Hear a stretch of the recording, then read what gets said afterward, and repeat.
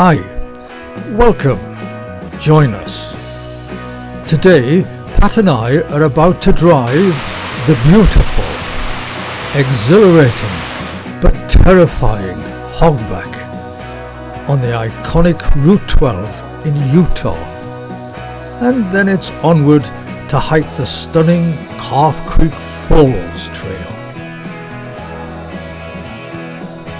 From Boulder, it's an 18-mile white-knuckle ride along the ridge to the Calf Creek Falls Trail.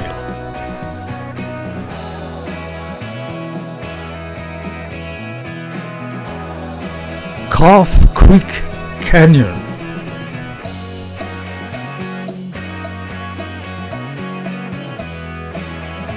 From the Hogback.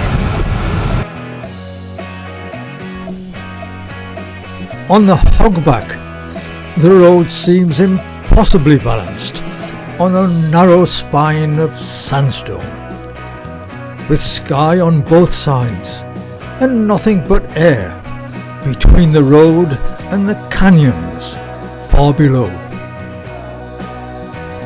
It's like driving along an asphalt tightrope, suspended in the air. The Hogback is already half legend just by existing. Long before the pavement, the ridge was known amongst the earliest of travellers as the back of the Old One, a creature of stone that slept beneath the desert. People didn't speak of it loudly. The wind carried the words too far out there. The story goes that a young sheep herder named Mara was the first to cross the ridge alone. She wasn't afraid of much: storms, cliffs, coyotes. All of that was just part of life. But the Hogback was different. Even from a distance it looked wrong, like a blade of rock slicing the world in two. Still, she had a flock to move and a storm behind her, so she led her sheep along the narrow spine. Halfway across, the wind died completely. Not a whisper, not a breath. The silence was so sudden it felt like the world had stopped. Then she felt it, a slow, deep tremor beneath her boots. Not enough to knock her down, but enough to make the sheep freeze. The ridge was breathing. A voice rose from the stone, not in words, but in meaning, the way thunder speaks without language. Cross gently. Do not hurry. Do not be afraid. Mara walked the rest of the ridge in a kind of reverent silence. When she reached the far side, she looked back. For a moment, just a moment, she thought she saw the ridge shift like a great back settling into sleep. An old Paiute woman told Mara, "The Old One wakes when the land is troubled, storms, floods, and when people walk without respect." Then she added, gently, "Be glad it spoke to you." Words cannot adequately describe the beauty and splendour of this stunning 6-mile out and back trail.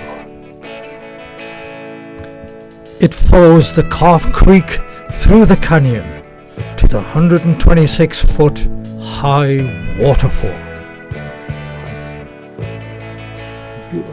An interesting water and stone myth describes the birth of the canyon.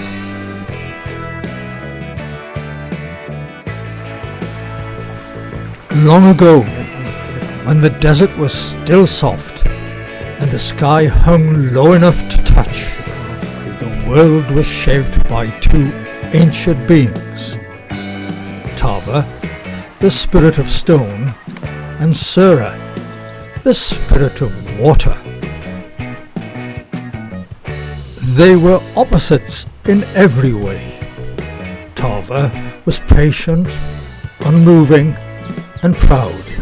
Sura was restless, wandering, and full of laughter. Yet they loved each other, for each carried what the other lacked. One day, Sara told Tava she wished to travel farther south, to see the lands she had never touched. Tava refused. "If you leave," he said, "you will forget me." Sarah laughed, for water forgets nothing. But Tava's fears grew heavy, and in his sorrow he sank deep into the earth, pulling the desert tightly around him. Sarah tried to follow, but the land had hardened. She pressed against it, searching for a path, whispering to the stone to let her through. Tava remained silent. So Sarah did what water always does.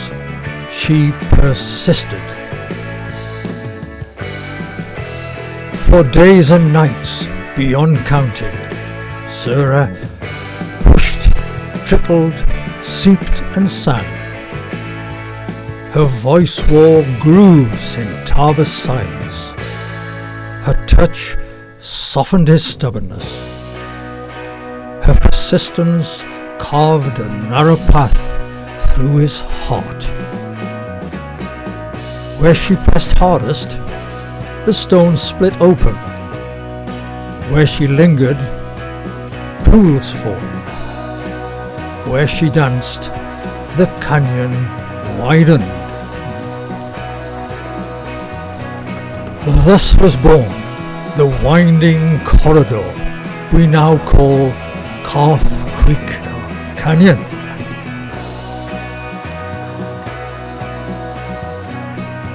When Sarah reached the high cliff at the canyon's end, she leapt, not out of anger, but joy.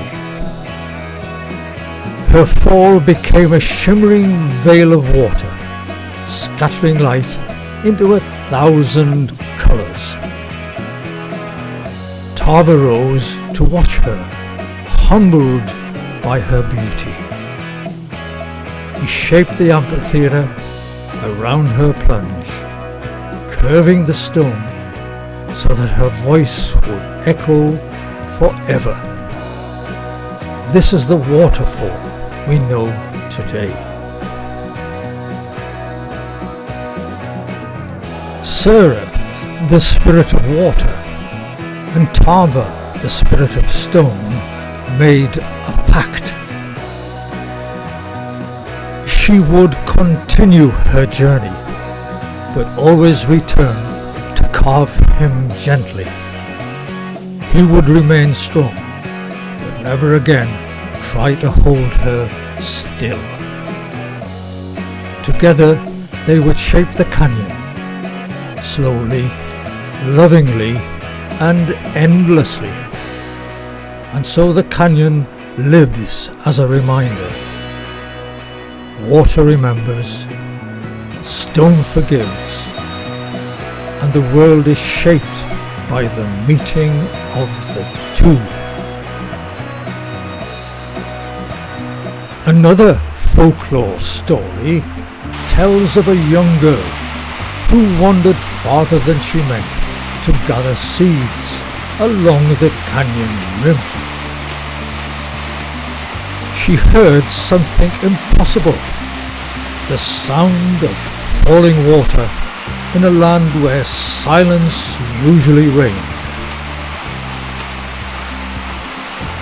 She followed the sound down a narrow path between towering Navajo sandstone walls, streaked with desert varnish like the painted faces of old spirits. At last she reached the place where the creek leapt from the cliff, the great 126-foot waterfall we today call Lower Calf Creek Falls. As she approached the pool, the mist thickened, swirling like smoke. From it stepped a figure, shaped of water and light. Neither man nor woman, neither young nor old. The girl felt no fear. The spirit told her that the canyon was alive, not in the way that people are alive, but in the way stone remembers. Before the spirit faded back into the mist, it gave her a single instruction. Tell your people that water is a traveller. It gives life, but it also remembers. Treat it well, and it will guide you. Forget its stories, and the canyon will grow silent. Today, most visitors don't see the spirit in the mist, but we felt it. A quiet presence, reminding us that Calf Creek Canyon is a living story, shaped by water, stone, and all who pass through it.